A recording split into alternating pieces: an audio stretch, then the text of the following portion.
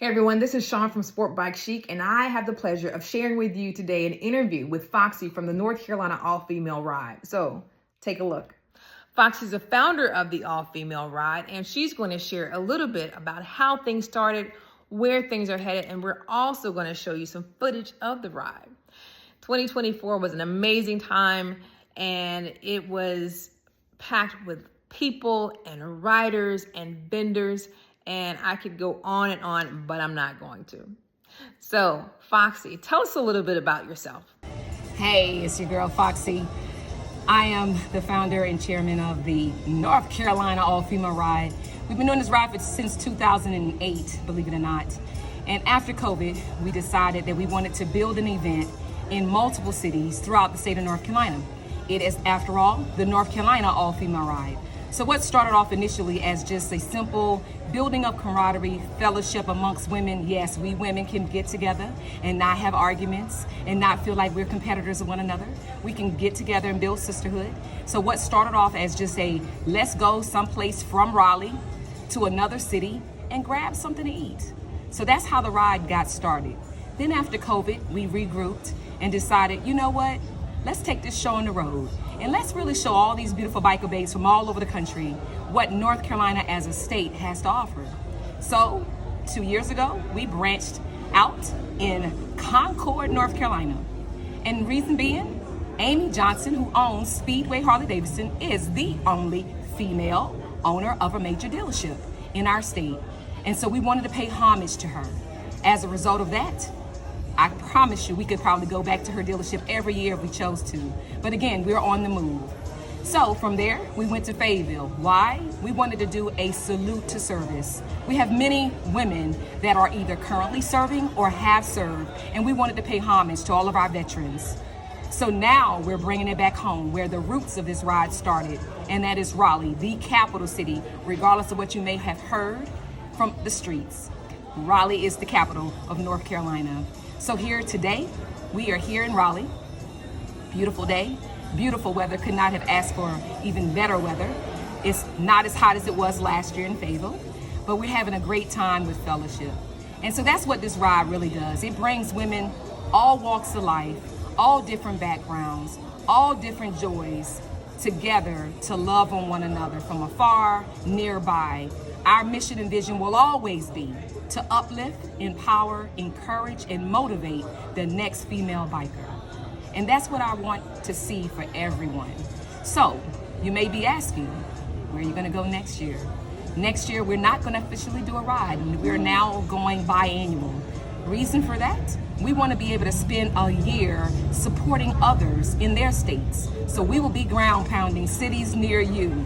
Stay tuned for where we're going in 2026 because it will probably be the biggest ride that we've seen to date, but it gives us time to properly prepare and put on for yet another city. So you may also be saying, well, do you love riding motorcycles? Absolutely. Well, what do you do outside of riding motorcycles? Every day, you probably get on something called Google and do a search. Every day, I'm an engineering executive consulting leader for Google. And so I'm bringing you data each and every day from all over the world. But I also enjoy my love for motorcycling and seeing more biker babes really say to themselves, I too can do it. So back to you. So I'm always interested in someone else's story. Tell me about how you got started riding in such a male-dominated sport. So this journey for me did not start in the family. I'm the first motorcyclist in my family. Female motorcyclists. I have cousins that are males that ride, but I did not ride with them back in the day. Didn't even know that they rode until we became adults. My journey started in the wonderful city of Myrtle Beach, South Carolina.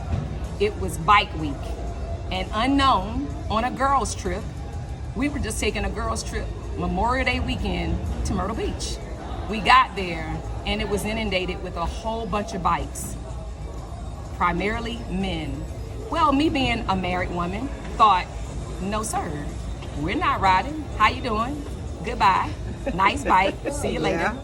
And I thought I had a pack with my other girlfriends. And what I quickly realized was I was the only one that was gonna take it serious. So we all said at the beach, hey, when we leave here, we're not coming back to Myrtle Beach without having a motorcycle. we got back home, we started looking up where we could take the class. At that time, Johnston Community College had a class.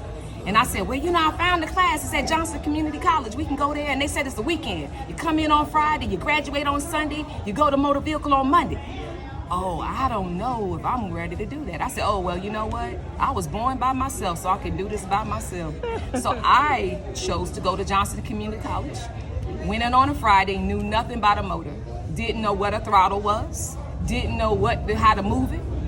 And everybody in the class laughed. There were other ladies even in the class laughing because they couldn't believe that I didn't even know what a throttle was, but here I was in the class. So I had to educate them a little bit.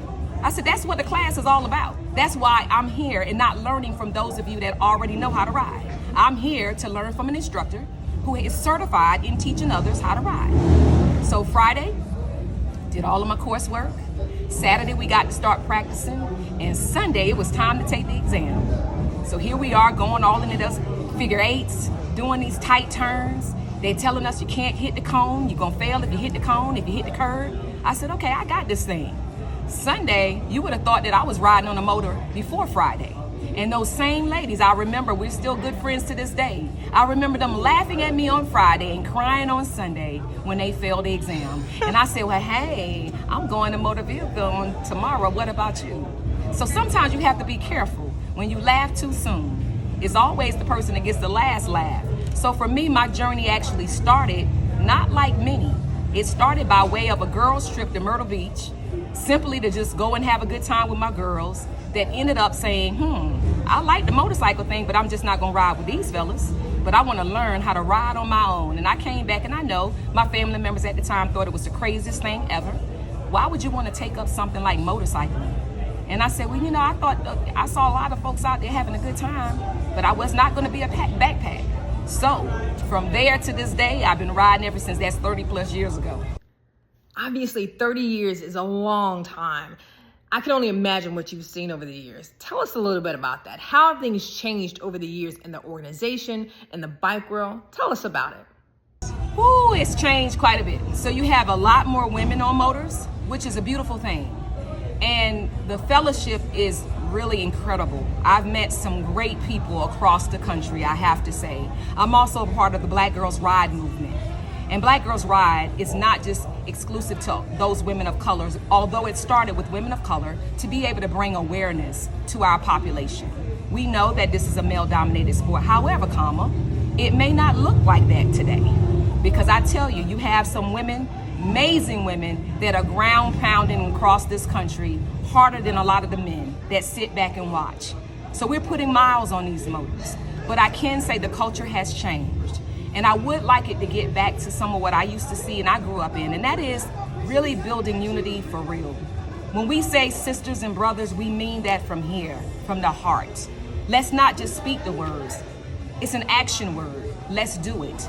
And let's work together to do it. So what you see now are some people that want to get into the sport because they look at it as a fad kind of a thing. But it's a deadly fad kind of a thing. It's just like all motors are not built for everybody.